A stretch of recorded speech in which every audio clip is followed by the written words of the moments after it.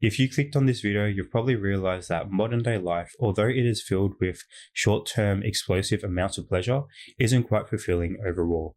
You're probably stuck in a cycle of going out most weekends. Maybe you're playing video games when you're not out at the club, and you're gooning at 2, 3, 4 a.m. when your family's asleep, and you still just feel like a piece of shit, even though we can all admit that these things are very, very fun and very, very, very pleasurable.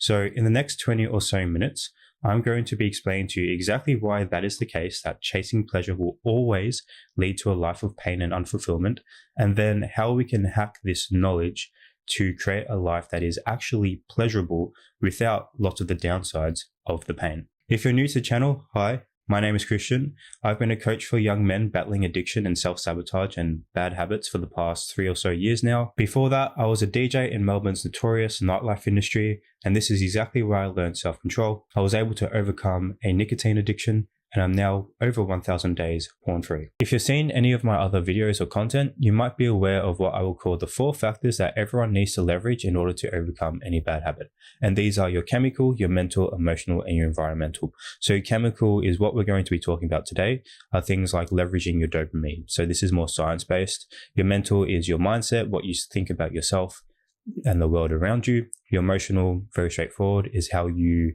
maintain and stay composed emotionally. And then your environmental is everything around you. So the people you see, the places you go, and just the things that are around you 80% of the time. So today we're going to be talking about chemical. So when I say chemical, what I'm talking about is this hormone in your body, and you've probably heard this word before, called dopamine. Now, most of us in today's society are what you could call a dopamine junkie. We're addicted to dopamine. But that's not necessarily a bad thing. Now, this hormone called dopamine, its role inside our body, very simply, is basically it tells us whether something is necessary for survival. So dopamine is the hormone that motivates you to get out of bed and to go and find food. There's been a few studies done with rats where they've completely removed the dopamine from brains, and even if they had the food right in front of this rat. So let's say we have a rat here. That's meant to be a rat. And they have the food right in front of the rat, and they completely remove the dopamine. So they have no dopamine. These rats had zero motivation these rats had zero motivation to eat the food, and they died of starvation.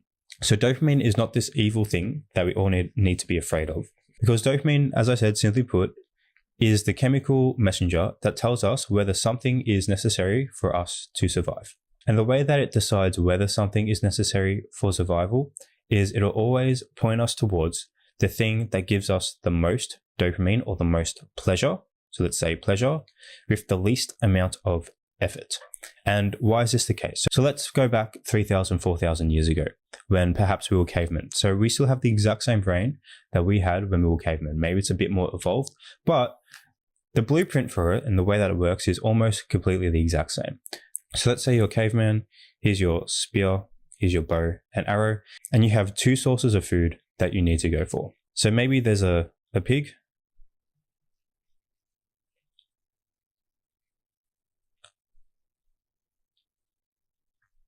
So maybe there's a pig or a boar. So this thing might have big tusks. And then maybe there's a lion. So this is a lion with big teeth.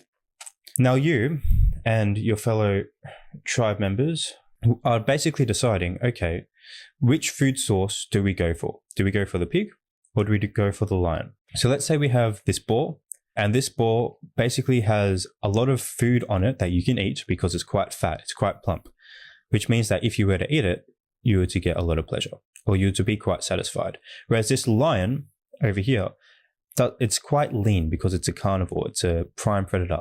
There isn't as much food to eat if you were to catch it.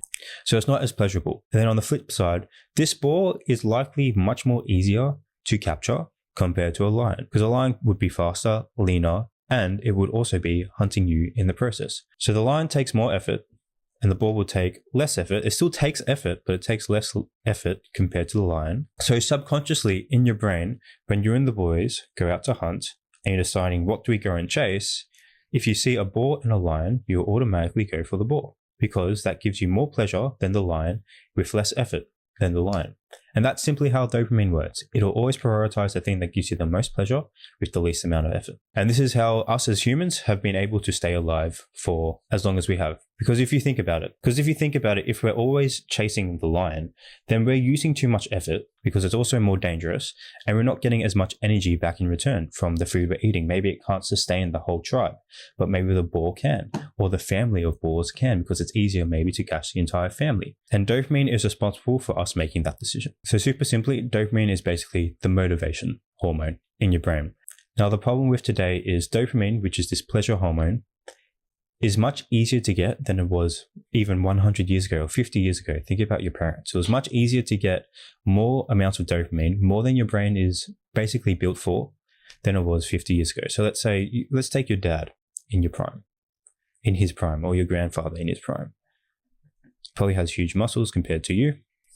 And then let's take you, currently maybe a bit of a loser, has some bad habits, addicted to porn. So we have grandpa, and we have you. And let's say you both have the goal of you want to see some titties. That's what you want to do. You want to see some tits. Now, the effort that your grandfather has to put in order to see some tits is he probably has to go out, put on a nice suit, learn how to become a great dancer, spend a few hours every Friday, maybe Saturday, going to the ball in his nice suit. He has a nice hat. He has his great suit. Probably eats lean. He has these high-waisted trousers, which make him look absolutely amazing. His nice shoes. And he's looking quite lean. Like, he's not fat. He's making sure he's always lean.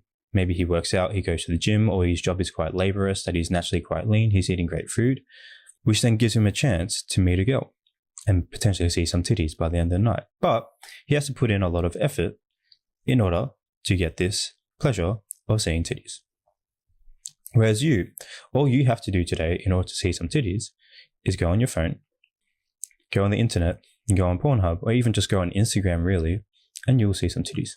And not only that, is you can see as many titties as you want, which means you have much more pleasure, or you receive much more pleasure, or you see much more titties than your grandfather did. Maybe he only sees one, but you can see 50 in the span of 1 minute if you really wanted to. Whereas he could only maybe see one pair of titties every week. So he sees one per week, you see 50 every minute with little effort, and he sees one a week with so much more effort. And this is why young men are so unmotivated to do practically anything these days, because how can your brain compete with actually going out, trying to meet a woman, or actually going out, sitting down, trying to do some work, when your brain will just always prioritize the thing that is much more pleasurable and much easier to do, such as scrolling on your phone, opening up Pornhub, playing video games. So let's clean this up and we'll actually explain it. So the easiest way to think about this is, let's say you have a set of scales.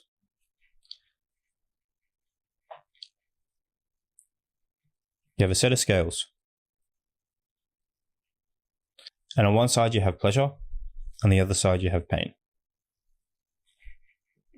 Now, your body basically loves everything inside of it to be maintained at a steady level, including these scales here of pleasure and pain. So you can imagine that your body wants these scales to look like this all the time, where pleasure and pain are just equally level at all times. So this means that whenever we do something pleasurable, such as we eat some junk food, and let's say the scales now looks like this, where this is up, this is down. So what your brain wants to do is it wants to bring this back down so that the scales looks like this. So how's it going to do that? What it's going to do is it's going to now press down on the pain side so that the scales go back to being level, which is why after you do something pleasurable, you feel pain, because your brain, in response to feeling pleasure, wants these scales to be equal, so it has to push down on the pain side so that we go equal. Now, it doesn't stop there, because whenever your brain pushes down on the pain side, it overshoots slightly, only a little bit. So let's say this is what it would look like then. It overshoots slightly. So it doesn't go exactly level. It overshoots slightly for a short amount of time. Then it slowly balances itself back out. So if you want to visualize that on a scale, let's say you do something pleasurable, you'll feel a lot of pleasure. Then afterwards, you'll feel some pain. So pleasure will go up, then pain will go up so that your pleasure goes down. So you go back to equilibrium. But your brain doesn't stop there. What it will always do is it will always overshoot slightly down into the pain. So let's say this is pleasure, and then down here, this is pain. Your brain will always overshoot slightly for a short amount of time after you feel pleasure or whatever you feel. Even if you go this way, it'll look like that.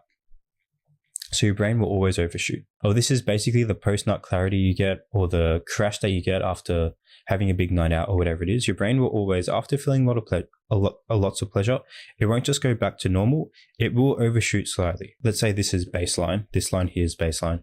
Because you're below the baseline, you start getting what we will call cravings, where your brain is like, okay, we're down a little bit. We want to get back up to here. So you'll start craving things that give you more pleasure. And because we are so used to chasing pleasure all the time in this overstimulating world that we currently live in, where, as we said before, it's much easier to see 50 tits in 1 minute than it was 50 years ago, where you had to basically work your ass off for a week just to get the chance to see some tits. We are so used to just defaulting to, okay, let's get more and more pleasure.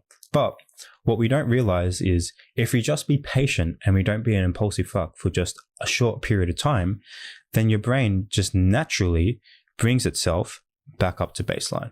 And most of us don't do that because we are just dopamine junkies. And we're not used to just sitting in the pain for a few hours to allow our brain to go back to baseline.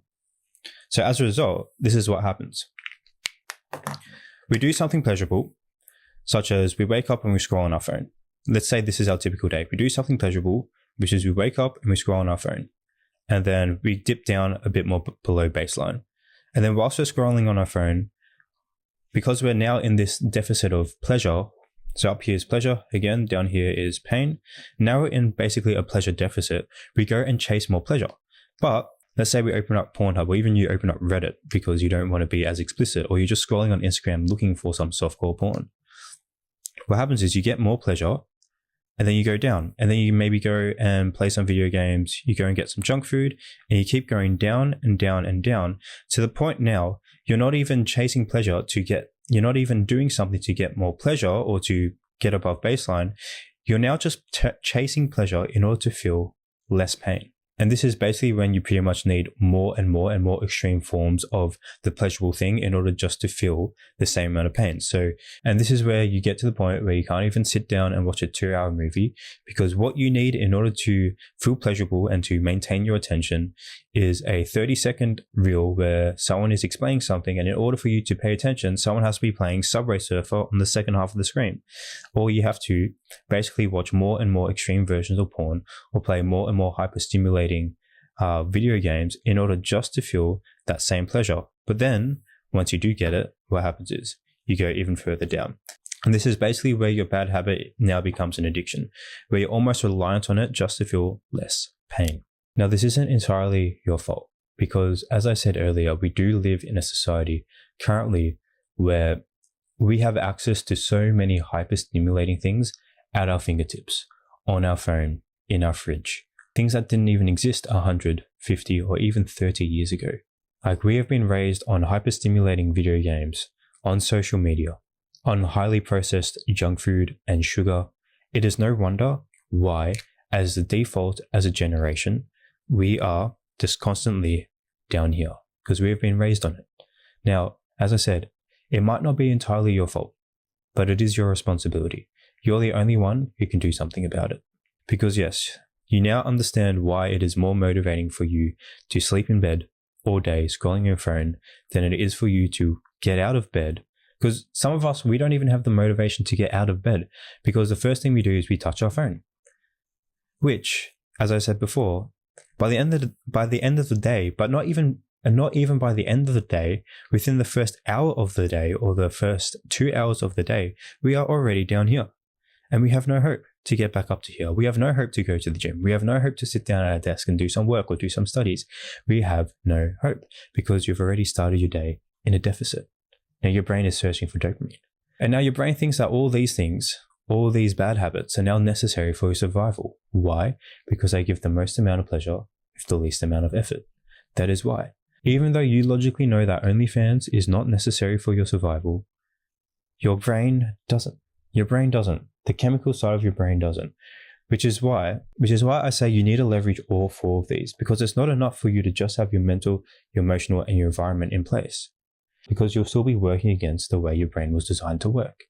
But you can't just focus on the way your brain was designed to work, because you need to also focus on these three as well. But it's not all doom and gloom, because here's the good news. You know how we had that scale before?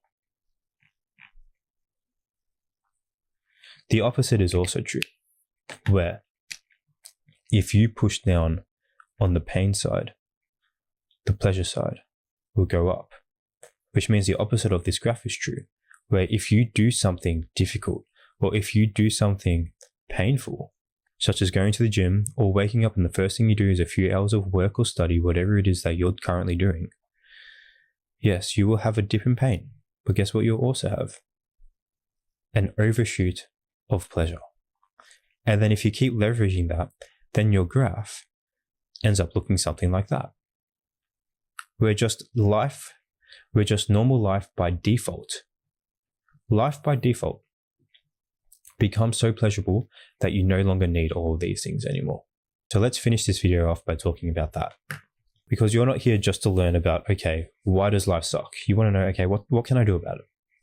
What can I actually do about it so that my brain now sees actually putting effort in order to see some titties as necessary for survival. That's what we want. That's our end goal. We want to be able to have a brain that is motivated to do the things that we know we need to do. Because we want a brain that's more motivated to go to the gym than it is to eat junk food. We want a brain that is more motivated to do the things that are going to get us a high quality woman than it is to just scroll on Pornhub all day, than it is to just be on OnlyFans all day. Like, we don't want that. Deep down, you don't want that. Like, deep down, as an ambitious young man, you don't want that. You want a brain that is more motivated to go and sit down and do some work, do some studies, work on your business, work on your career, or work on, your uni studies or whatever it is.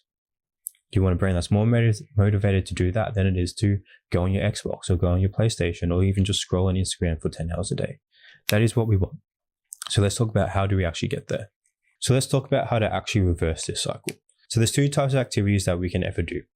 Every activity that we do either falls into one of these two categories. There's either instant gratification activities or delayed gratification activities. And to put it simply, instant gratification is doing bad things for your future self, and delayed gratification activities are activities that are doing good things for your future self. So again, up here is pleasure, and down here is pain, and then this is baseline. This line here is baseline.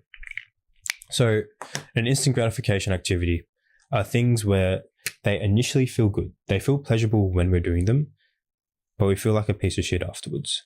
It's what we were talking about before, where whenever you do it, you get high pleasure, then your pain overshoots, and now you're in a deficit where you're now craving more pleasure. So examples of that are all the bad habits that we want to stop. You want to stop doing porn, we want to stop playing video games, you want to stop just lying in bed scrolling on TikTok all day for 3 hours or 4 hours or watching Netflix all night. These are examples of instant gratification. Because why? Because drinking, going out, doing drugs, smoking weed, they feel good. And we should admit that they feel good, because when you're doing them, you feel awesome. But you always get that post-nut clarity. Afterwards, you feel like a piece of shit. You feel like a loser. So the way to know whether something is an instant gratification activity or whether it's a delayed gratification activity is not to look at how it makes you feel when you first do it. It's to look at how do you feel after you do it. Because a delayed gratification activity is typically the opposite, where when you do it, it's initially painful. It takes probably some discipline in order for you to do it, but then afterwards you feel amazing. You feel like you can conquer the world. We know this because you've experienced this after you do a workout that you did not want to do. You did not want to do it, which means in order to do it, there was a lot of pain involved. And then even just to complete it, even just to motivate yourself, to just convince yourself to do it, there was a lot of pain involved. And the whole workout was painful. But then what do you get after? You feel amazing. You feel amazing. You feel like top shit. You feel like you can conquer anything. Actually, something that's very interesting. I think I heard this on a podcast from Andrew Huberman, and he basically compared two habits. So he compared doing cocaine, so take coke, and having a cold shower.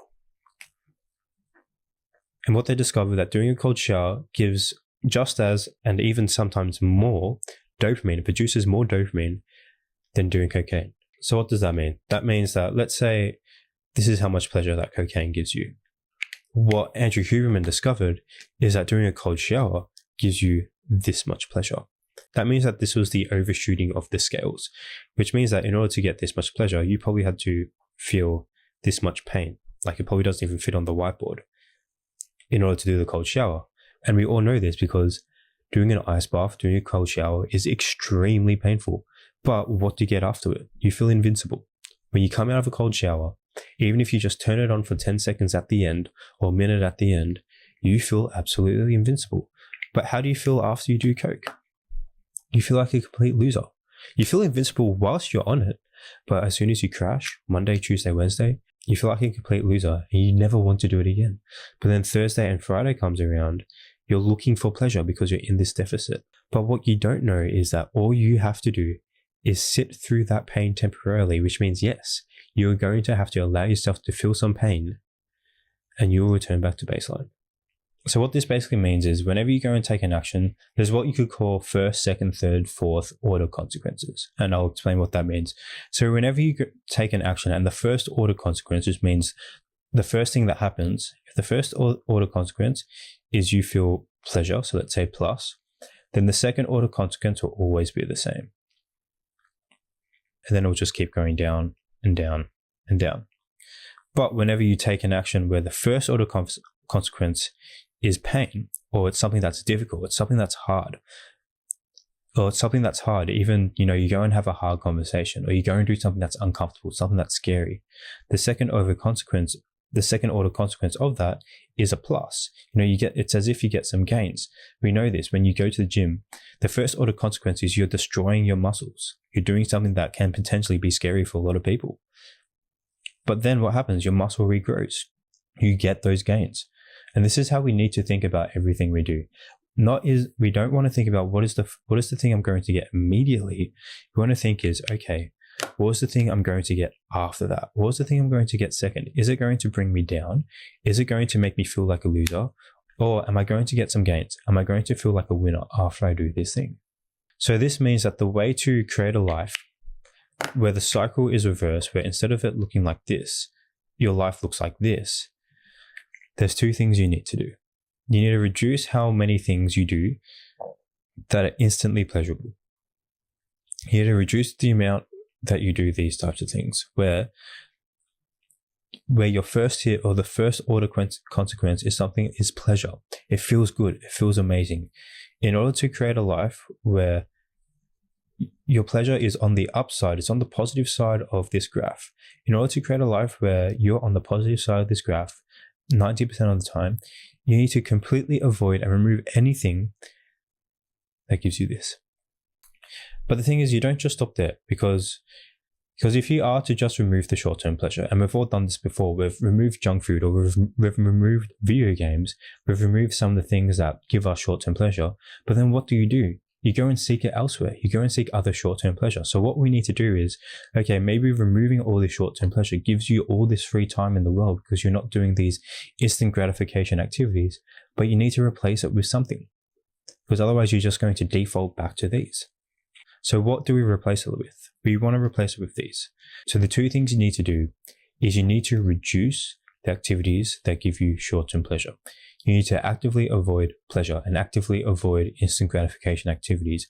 And then on the other hand, you need to actively seek and actively look out for things that are hard, things that are painful, things that cost effort but give you this return afterwards. You can think of it as a return on investment. You can think of it like a stock or something. You want to buy it when it's low so that it goes high. You want to do something that is hard that gives you the high, rather than buying something when it's high that is going to dip. And there's no other way to hack this. This explains exactly why chasing pleasure, a life where you're chasing pleasure, will always lead to a life of deep pain.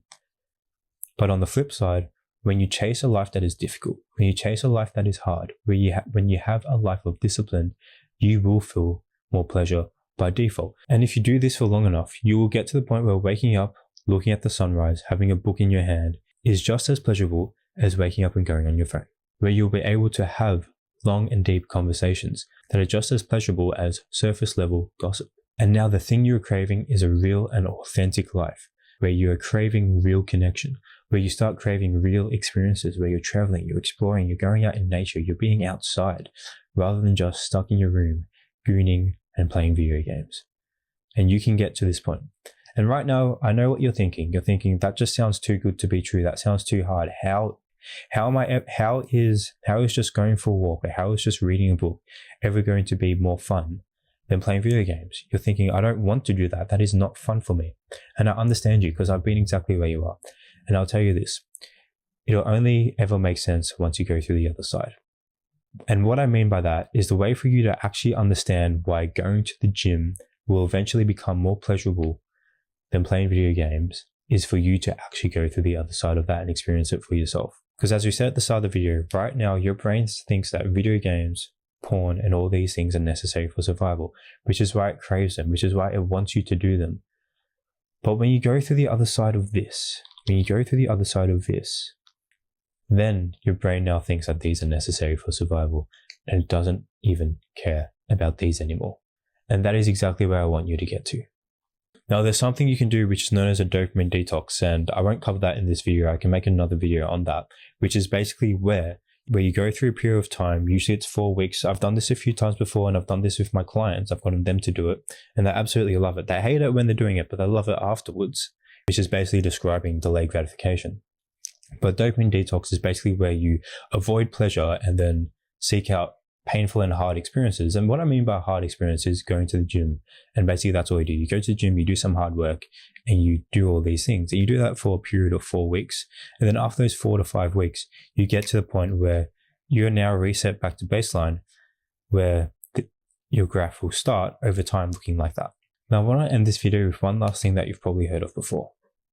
And this is something I learned from a book that you can probably see on my shelf.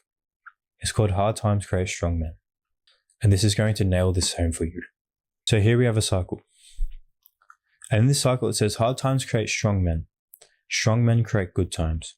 Good times create weak men. Weak men create hard times. Hard times create strong men. And put simply, you could say this as, good times. What is a good time? Instant gratification activity. The instant gratification activities are making you a weak man. They're making you a weak man. They're making you a shell of the person you could potentially be. The guy you can see yourself being as this strong man.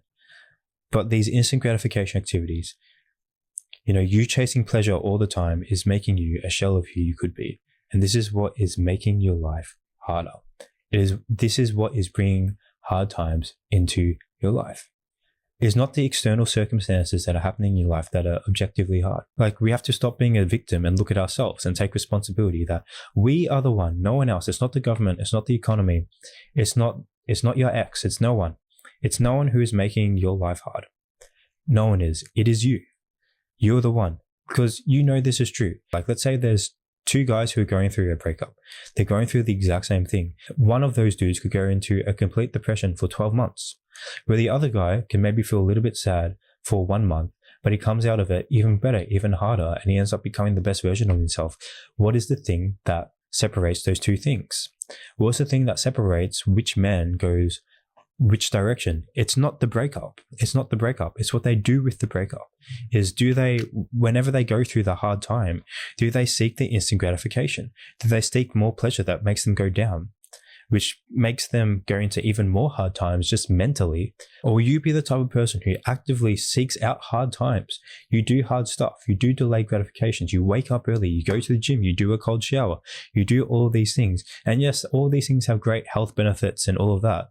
But are you going to do them simply for the mental benefits of your life will start looking like this? Because when you do hard things, you become a mentally stronger person. You go through a breakup, or you lose a loved one, or you're going through a stressful time at work, maybe finances aren't coming in as steadily, or you got fired, you're going to be better off than this person who is addicted to his phone, who all he does is scroll on TikTok all day. Of course, he has no mental capacity to deal with the hard time because he's down here in his pleasure and pain scale. Whereas you're up here, you're used to the hard times because you've practiced it. You are now what you call a strong man. You're strong-willed, or you're more stronger-willed than this because your life is stacked for pleasure not because you chased pleasure, but because you sought out hard times. You don't need your external environment. You don't need the world around you to look like a good time.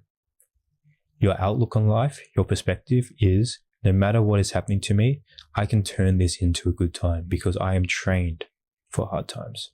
And this is why chasing pleasure and chasing good times will always lead to pain, because you will become, as a result, a weak man.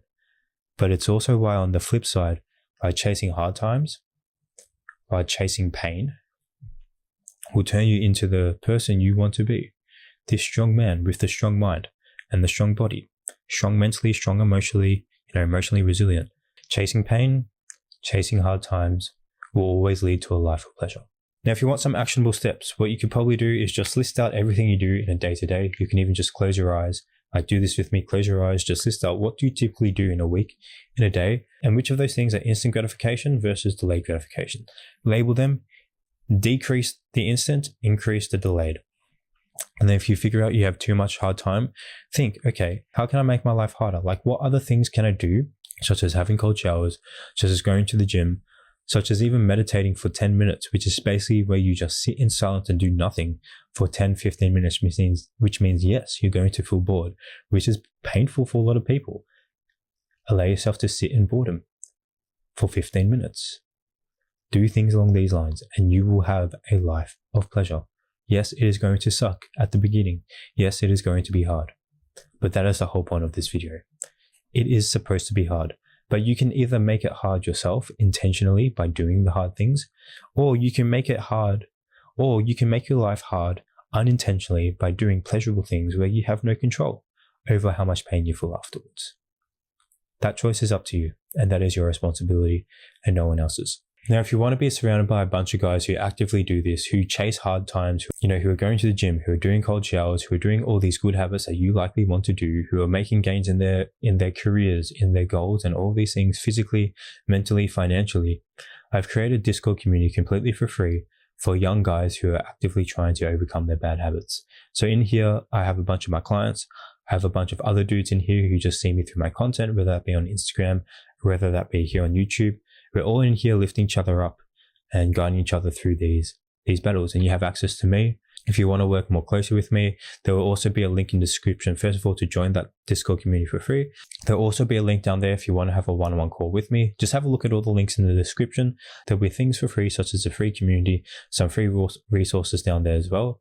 And there'll also be things you can pay for if you want to fast track your progress to becoming the person who has this long-term pleasurable life. So what's down there will depend on when you're watching this video, but at the end of the day, all I want you to take away from this video is that chasing pleasure will lead to pain, and chasing pain will lead to pleasure.